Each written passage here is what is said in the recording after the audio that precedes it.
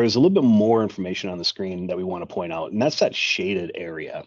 This is the do not operate zone, the surge zone. This is an area that a fan can operate in, but it's not recommended. Most manufacturers will give you this area that says, do not pick a fan operating in this area. Kind of circle it here for you. Now, kind of zoom in a bit. Let's look at one of the scenarios. In this area, things like, stall or surge or hunting can happen, right? These are going to affect the performance and possibly even the life of the fan if it's operated in this area. But let's look at a specific scenario. If I draw a line right here at just under 2.2 inches of static pressure, that pressure hits the fan curve in more than one place, right? So we're at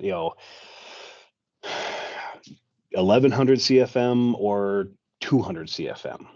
So which volume of air would this fan move if I actually have 2.2 inches of static pressure? Which one does it move, the 200 or the 2200, right? You don't know, I don't know, and the fan doesn't know, but it's going to try to do both. So what it'll do is it'll do what's called hunting. The fan will actually speed up, move the higher volume, and then do a quick unload and move the lower volume, and then it'll load back up to high and then drop to low. In this scenario, it's like taking a manual transmission car and going from fifth gear to second gear, fifth gear to second gear. That car would not last too long if you were to operate it that way. And hunting for a fan can be just as fatal. You'll have metal fatigue, your components wear out.